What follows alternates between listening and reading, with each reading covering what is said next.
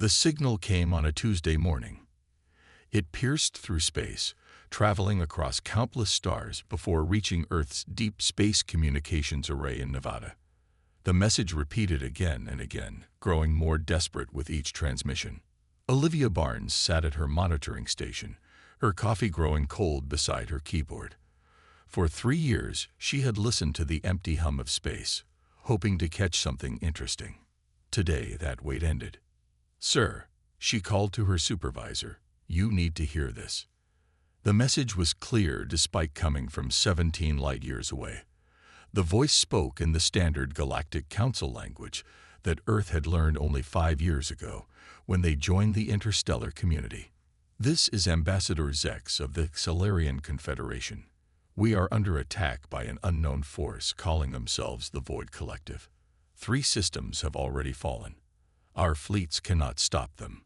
We request immediate military assistance from Earth forces. Please respond." Within 6 hours, the United Earth Defense Council gathered in their underground chamber beneath Geneva. Admiral George Franklin stood before the world's leaders, his face grim as he played the message. "The Xelarians are one of the oldest species in the Galactic Council," he explained. "Their technology is centuries ahead of ours. If something is defeating them, it must be extremely dangerous. Can we help them?" asked the Council President. "Should we help them?" Franklin nodded. "We should. The Xelarians supported our membership in the Council when other species wanted to keep us out. They shared medical technology that has saved millions of lives. We owe them." "What forces can we send?" another council member asked. The Admiral's expression darkened. "That's the problem. Our main battle fleet is currently 3 months away, conducting exercises at the edge of our territory. We have nothing else ready for immediate deployment except—" He paused, clearly uncomfortable with what he was about to suggest. "Except what, Admiral?" the President pressed. "The retirement squadron," Franklin said finally. 7 ships scheduled for decommissioning next month. They're outdated by our standards, with minimal crews, but they're space-worthy and armed. Murmurs spread through the council chamber. Everyone knew about the retirement squadron. Old vessels kept in service only for training and nostalgia. The idea of sending them against an enemy that had defeated the Xelarians seemed absurd. "Who commands this squadron?" the President asked. "Captain Alan Russell on the UES Dauntless. He's a good officer but passed over for promotion 3 times. The crews are mostly veterans nearing retirement or younger officers who scored too low for premium assignments." The council chamber fell silent as the implications sank in. Their choice was clear: send their weakest ships or send nothing at all. "The Xelarians think we're stronger than we really are," Franklin added. "They've only seen our military exercises and heard rumors about Earth's potential. They believe we're holding back powerful weapons and tactics." The President stood. "Then perhaps we shouldn't disappoint them. Contact Captain Russell immediately. Tell him to prepare his squadron for departure within 48 hours. On the bridge of the UES Dauntless, orbiting Earth's moon, Captain Alan Russell read the orders with disbelief. At 53, he had accepted that his career would end quietly, training cadets on an outdated frigate. Now he was being sent to fight an unknown enemy that had already defeated a superior alien civilization. He looked around at his bridge crew, good people, but hardly elite soldiers. Engineer Paul Williams was brilliant, but refused to work with newer tech. Communications specialist Daniel Garcia had hearing damage from an old battle. Lieutenant Commander Heather Martinez was sharp, but had anger issues that kept her from advancing. They were the leftovers, the almost retired, the not quite good enough.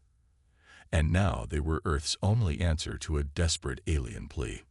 Russell pressed the ship-wide communication button. "All hands," he announced, his voice steady despite his doubts. "Prepare for immediate departure. We've received orders for a combat mission to Xelarian space. This is not a drill." As the crew rushed to their stations, Russell studied the star chart showing their destination. The Dauntless and its 6 sister ships would need 3 weeks to reach Xelarian territory. even at maximum speed. He wondered if anything would be left to save when they arrived. The UES Dauntless wasn't much to look at. Its hull showed patches of different colored metal where repairs had been made over the years. The ship was 20 years old, ancient by modern fleet standards. Captain Alan Russell ran his hand along a wall panel as he walked to the briefing room. He knew every dent and scratch on this vessel like he knew the lines on his own face. "They're calling us the Suicide Squad back at command," Lieutenant Commander Heather Martinez said as she entered the briefing room behind him. Her dark hair was pulled back in a tight bun, her uniform crisp despite the short notice. "Not to our faces, of course." Russell nodded. "Let them talk. We still have our orders." The other officers filed in. Chief Engineer Paul Williams, a man whose hands were perpetually stained with engine grease. Communications Specialist Daniel Garcia, who wore an outdated hearing aid he refused to replace with newer tech. Medical Officer Linda Patel, who had requested a quiet post after losing too many patients on the front lines. And Navigation Officer Ben Carter, whose promising career had been derailed by his drinking problem, now 3 years sober, but permanently marked on his record. Russell activated the holographic display showing the 7 ships of their squadron. The Dauntless, Reliant, Hudson, Challenger, Orion, Phoenix, and Intrepid. All were scheduled for the scrapyard within months. "Ladies and gentlemen," Russell began, "in 46 hours, we depart for Xilarian space. The situation is dire. An enemy force called the Void Collective has destroyed 3 Xilarian systems and defeated their defense fleets." He showed images of the alien vessels, massive black ships that seemed to absorb light around them. "The Xilarians expected our newest ships, our best weapons," Russell continued. "Instead, they're getting us." "Sir," Engineer Williams raised his hand, his voice gruff, "with all due respect, these ships barely function on training runs. The Dauntless lost artificial gravity twice last month. The Hudson can only fire 3 of its 6 missile tubes. The Phoenix can't go above 80% engine capacity without overheating." "I'm aware of our limitations, Chief," Russell replied. "Then you know this is suicide," Williams pressed. The room fell silent. Russell looked at each face, seeing the same doubt he felt himself. "Maybe," he finally said, "but I'd spent my entire career being underestimated. We all have. Maybe it's time we use that to our advantage." Across the docking bay, Lieutenant Samantha Green supervised the loading of supplies onto the UES Reliant. At 32, she was the youngest officer to command a ship in the squadron, though that wasn't saying much. The Reliant was the oldest vessel in the group, with systems so outdated that cadets trained on it to learn emergency procedures when modern technology failed. "Ma'am," her supply officer approached with a tablet, "we've got a problem.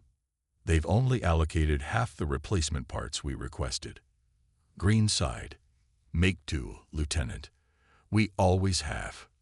On the UES Hudson, Captain Frank Rivera addressed his skeleton crew in the mess hall, all 28 of them.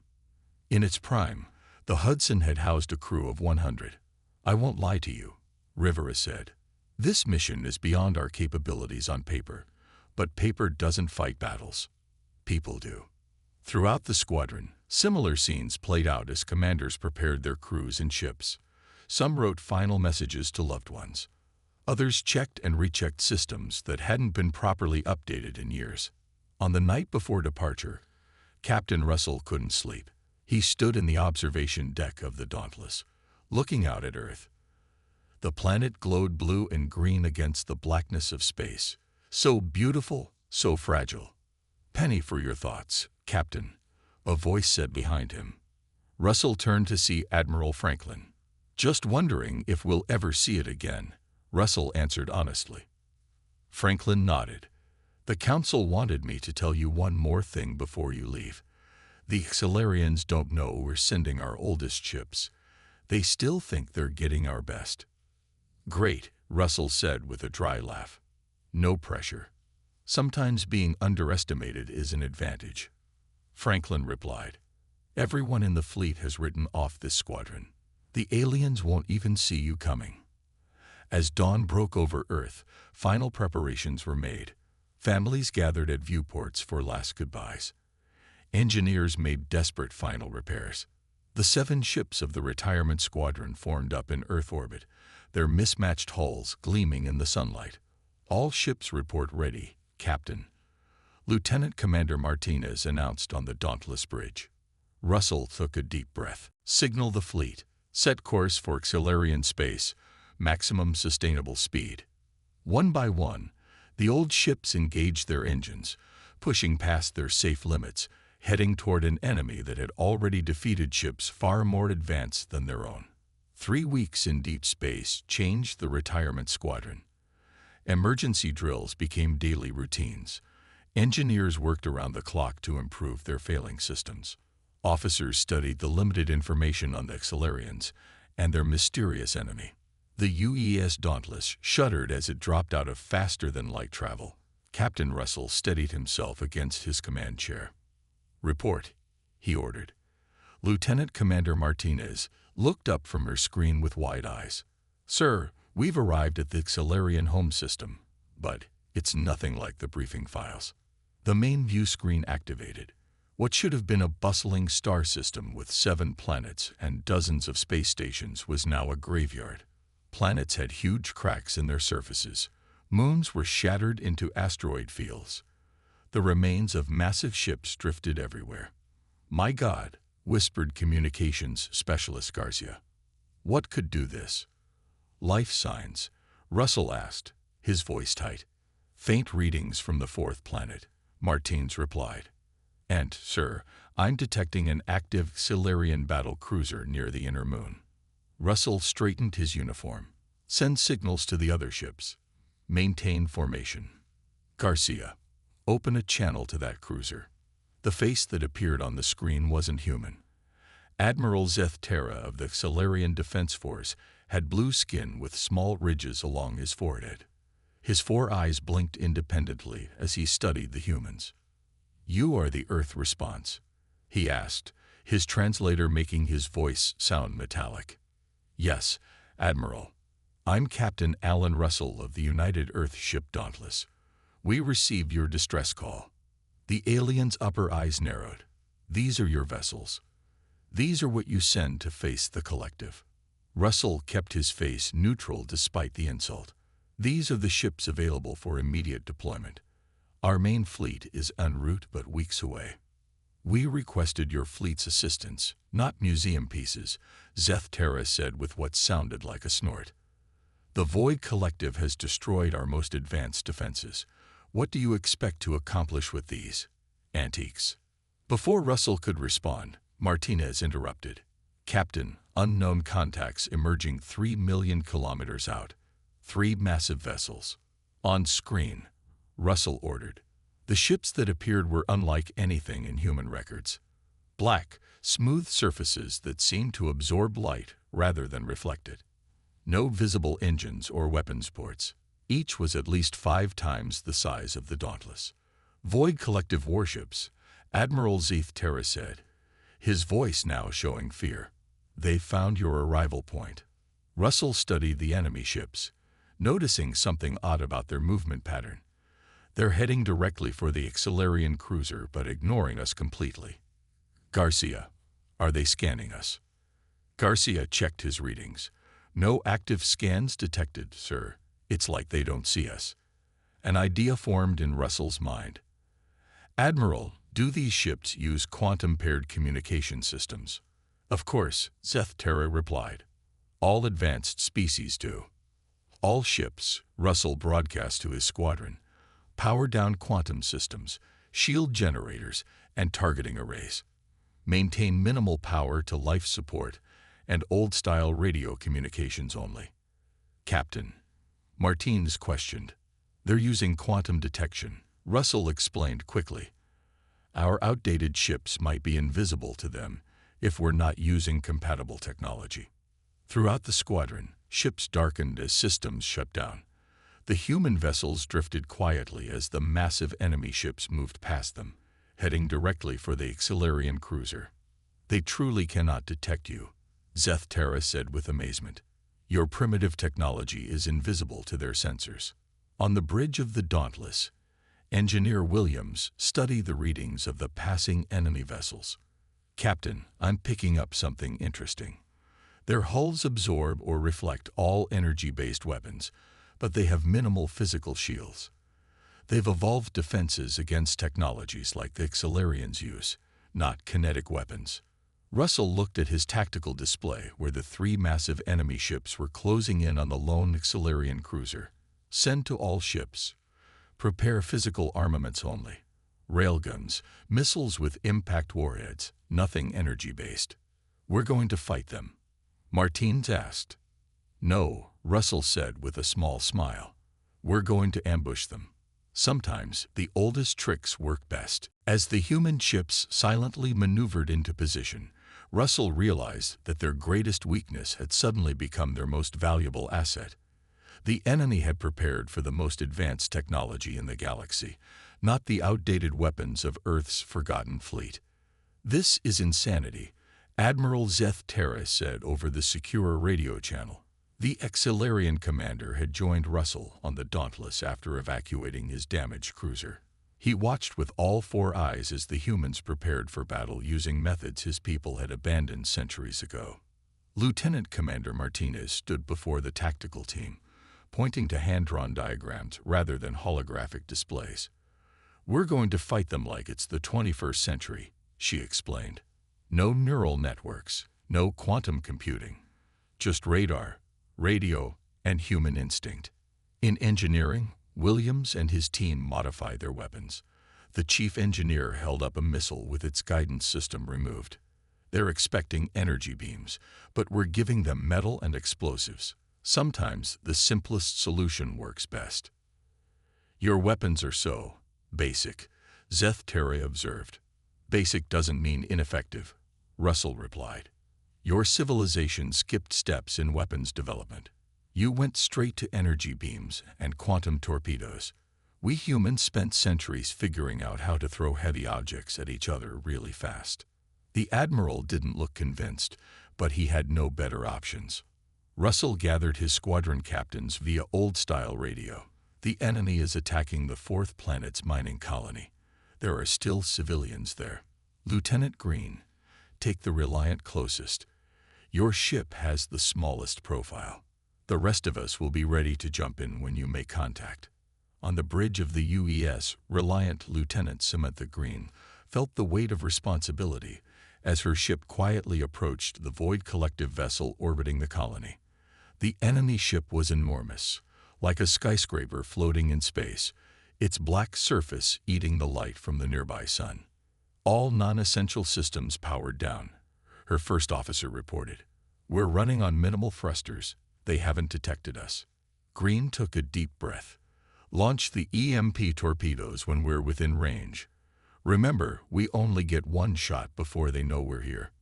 The Reliant crept forward, using only small bursts from maneuvering thrusters. The modified torpedoes they carried had been Williams' idea. Electromagnetic pulse generators stripped of modern safeguards to create the largest possible energy surge. 5 kilometers to optimal range. The weapons officer counted down. 4, 3, 2, 1. Firing. The torpedoes, little more than metal shells with EMP devices inside, shot toward the enemy vessel. With no advanced guidance systems to detect, the Void Collective ship remained unaware until impact. The detonation sent waves of disruptive energy across the enemy ship's systems. Its lights flickered and died as cascade failures spread throughout its network. Now, Green ordered. The UES Hudson, hiding behind a small moon, powered up its engines and charged into the fight. Captain Rivera had ordered his railguns loaded with solid tungsten rods. Simple metal cylinders accelerated to incredible speeds. The primitive weapons slammed into the enemy vessel, punching clean holes through its hull. It worked. Green exclaimed, watching as the massive enemy ship began venting atmosphere. Their advanced shields stop energy weapons, but they can't handle good old-fashioned metal moving really fast. From the Dauntless, Russell watched the battle unfold. All ships move in and use physical weapons only. Aim for engine sections and what appear to be control centers. The 5 remaining human vessels swarmed the much larger enemy ship like bees attacking a bear. Their outdated weapons, missiles with simple explosive warheads, railguns firing metal projectiles, even one ship that dropped space mines in the enemy's path, tore into the previously unstoppable Void Collective vessel. On a nearby moon base, Silurian survivors watched in amazement as the primitive human weapons shredded technology centuries more advanced than their own. Impossible, one Silurian scientist whispered as he watched through a telescope. Those ships are antiques. The enemy vessel, listing badly now with multiple hull breaches, attempted to retreat. Its sophisticated systems, designed to counter the most advanced weapons in the galaxy, had no defense against technologies its designers had considered obsolete for generations. As the crippled Void Collective ship drifted away, leaking atmosphere and debris, a cheer went up across the human squadron.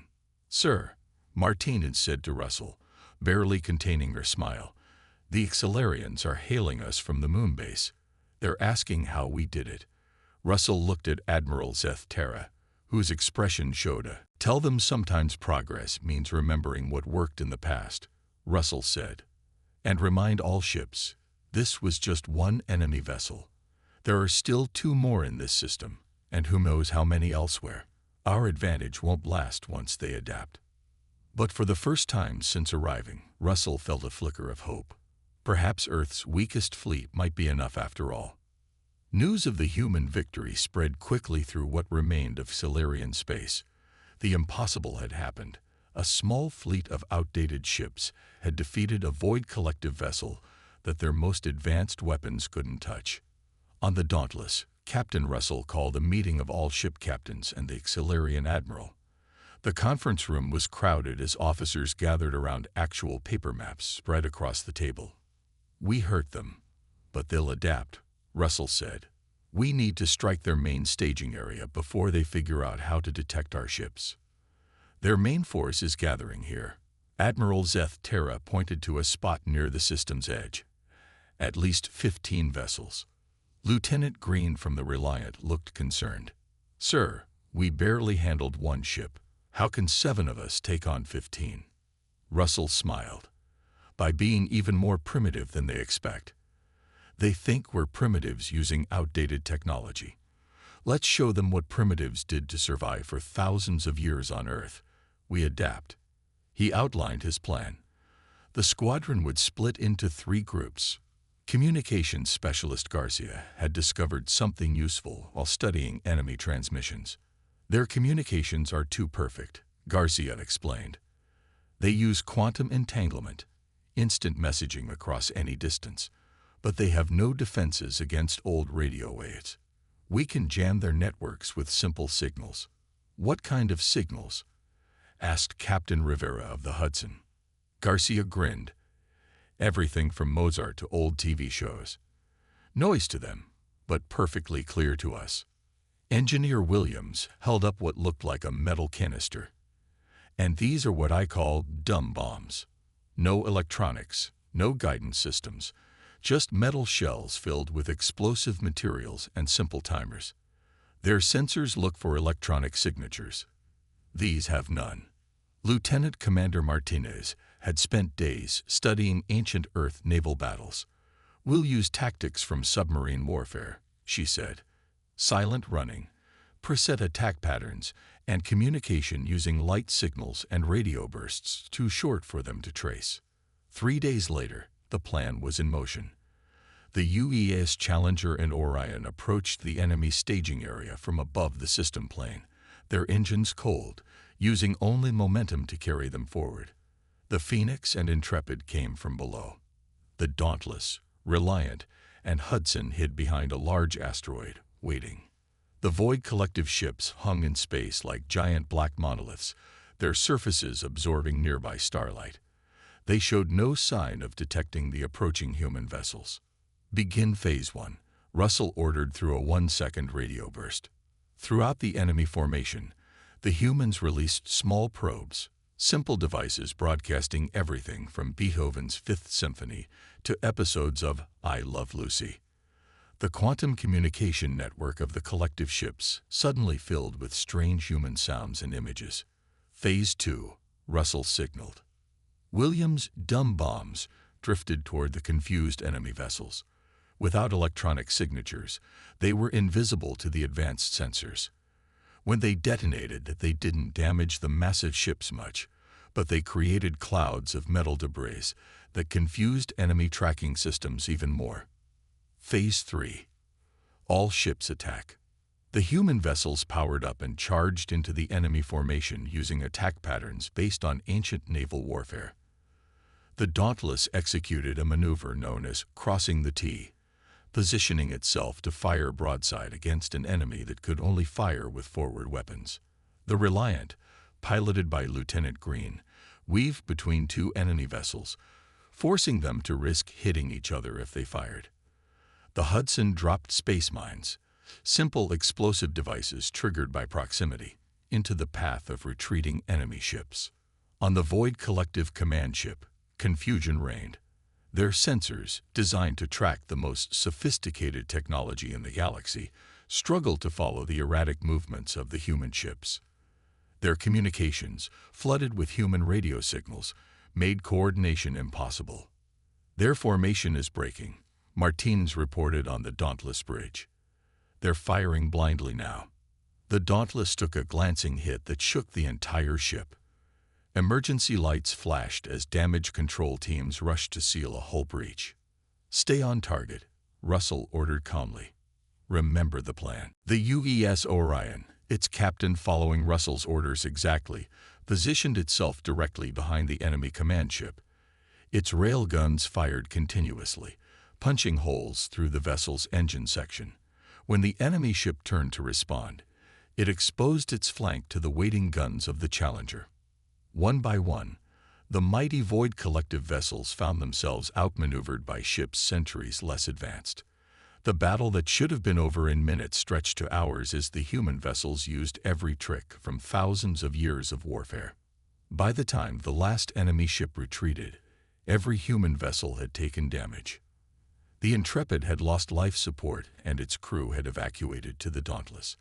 The Phoenix was venting atmosphere from multiple hull breaches, but they had won. As Russell surveyed the damage reports, Admiral Zeth Terre entered the bridge. For the first time, the alien looked at the human captain with respect. "Captain," he said, "I believe I owe you an apology for my earlier judgment of your fleet." Russell nodded, too tired to speak. Their victory had been costly, but the Void Collective now knew that humanity was not to be underestimated, no matter how old their ships might be. 2 weeks after the battle at the staging area, the retirement squadron had become legends among the Xalarians. Their damaged ships limped between alien outposts, teaching the Xalarians how to fight the Void Collective using simpler technologies and older tactics. Captain Russell stood on the observation deck of the Dauntless, watching as Xalarian engineers removed advanced targeting systems from their ships and replaced them with manual controls based on human designs. The repairs to his own ship were still ongoing. The hull had been patched in a dozen places, but the Dauntless would never be the same again. "Captain," Martinez called from the doorway. "Long-range scanners are picking up multiple ships entering the system." Russell's heart sank. "Void Collective?" "No, sir." For the first time in weeks, Martinez smiled. "They're ours. Earth's main battle fleet has arrived." 15 state-of-the-art human warships dropped out of faster-than-light travel near the system's edge. Their hulls gleamed with new metal and advanced technology. Each was at least twice the size of the Dauntless, bristling with energy weapons and guided missile systems. The lead ship, the UES Sovereign, hailed them immediately. Admiral Laura Peterson's face appeared on the screen, her expression showing surprise at the Dauntless's battle-damaged appearance. "Captain Russell," she said, "we came as quickly as we could. The Defense Council said you were fighting the Void Collective with outdated ships. We expected to find nothing but debris." "We've been keeping busy, Admiral," Russell replied with a tired smile. "As you can see, We have some damage to report." Peterson ordered Russell and his officers to transfer to the Sovereign for a briefing. The difference between the ships was striking. Where the Dauntless was patched together with visible wells and mismatched parts, the Sovereign was spotless. Its corridors were wider, its systems newer, its crew members younger. In the Sovereign's conference room, Admiral Peterson and her senior staff listened with growing amazement as Russell explained their victories. "Let me understand this," Peterson said when he finished. "You defeated advanced alien warships using railguns, explosive-filled metal canisters, and radio transmissions of old television shows." "Yes, Admiral," Russell confirmed. "Their systems are designed to counter the most advanced technologies in the galaxy. They have no protocols for dealing with obsolete threats." Peterson looked skeptical. "And you believe our new ships would be vulnerable to them?" "I know they would be," Russell said firmly. "Your quantum communications, AI targeting systems, and energy weapons are exactly what they're prepared to defeat." Engineer Williams, who had joined the meeting, added, "Think of it like bringing a knife to a gunfight, except they've forgotten how to defend against knives." Peterson turned to her chief tactical officer. "Can we modify our ships to use these older systems?" "We have backup systems designed as redundancies," the officer replied. "They're never meant for actual combat, but they could work." Russell watched as the reality sank in for Peterson's team. The Earth's most powerful fleet would need to temporarily downgrade its technology to have any chance against the Void Collective. "I've received new orders from Earth Command," Peterson said finally. "We're to eliminate the Void Collective threat completely. But first, Captain Russell, I'd like you and your crew to train my officers in your methods." For the next 5 days, crews from the retirement squadron worked with the main fleet. Engineers disabled advanced targeting computers in favor of manual systems. Communications officers practiced using old radio frequencies. Weapons specialists reconfigured missiles to carry simple payloads rather than advanced warheads. Admiral Zeth Terra, now fully committed to the human strategy, brought Solarian commanders to learn as well. The once mighty alien warriors watched with humility as humans taught them to fight using technologies their civilization had abandoned centuries ago. On the 6th day, long-range scouts reported a massive Void Collective fleet heading toward the Solarian homeworld. At least 30 ships, larger than any force seen before. "They're sending everything they have," Russell told Peterson. "They know we found their weakness." Admiral Peterson nodded gravely. "Then it's time to show them that humanity doesn't need our most advanced technology to be dangerous. We just need to be creative." Across the combined human fleet, officers prepared for the largest battle yet. But unlike when the retirement squadron had first arrived, there was now hope in their eyes. They had proven that sometimes the oldest solutions are the most effective against new problems. The combined human fleet gathered near the Solarian homeworld. 22 ships in total, the 15 vessels of Earth's main battle group, and the 7 battered ships of the retirement squadron. Against them came 30 Void Collective warships, their black hulls making them look like moving shadows against the stars. On the bridge of the badly damaged Dauntless, Captain Russell coordinated the defense. Despite Admiral Peterson commanding the larger Sovereign, the battle plan was Russell's. He had proven his tactics worked against this enemy. "Remember," Russell broadcast to all ships, "use only modified weapon systems. Maintain radio silence except for predetermined signals. Follow your assigned attack patterns exactly." The Void Collective ships approached in a perfect formation. Too perfect. Their movements showed the mathematical precision of advanced computers guiding every action. "They're expecting us to fight like the Solarians," Russell told Peterson over a secure line. "Let's show them how humans fought each other for thousands of years." The battle began with Lieutenant Green's ship, the Reliant, appearing to malfunction. It drifted toward the enemy formation, seeming helpless. When 3 collective ships moved to capture it, Green activated the ship's engines at full power, speeding away while dropping hundreds of small metal objects behind her. Now, Russell ordered. Communications specialist Garcia activated the special transmitter they had prepared. Across the system, every radio frequency filled with noise. Music, old broadcasts, random numbers, all designed to confuse enemy communications. When the Void Collective ships passed through the field of objects Green had dropped, small explosions damaged their sensor arrays. The previously invisible human fleet suddenly powered up and attacked from all directions at once. Earth's main battleships, now using modified weapons based on Russell's designs, fired simple projectiles that penetrated the enemy's sophisticated defenses. The Exilarian vessels, stripped of their advanced technology, followed human attack patterns with surprising skill. On the Dauntless, a direct hit shook the ship violently. Emergency systems failed, and fire broke out on the lower decks. Hull breach in sections 5 through 8, Martins reported. We're losing atmosphere. Seal those sections, Russell ordered calmly. Continue the attack pattern. Throughout the fleet, human ships took damage but kept fighting. The collective vessels, unable to coordinate their actions through their disrupted quantum network, found themselves facing an enemy that fought with unpredictable movements and weapons their defenses couldn't stop. As the battle raged, Lieutenant Green led a small squadron of fighters directly toward the massive structure hanging at the edge of the system, the portal that allowed Void Collective ships to enter this region of space.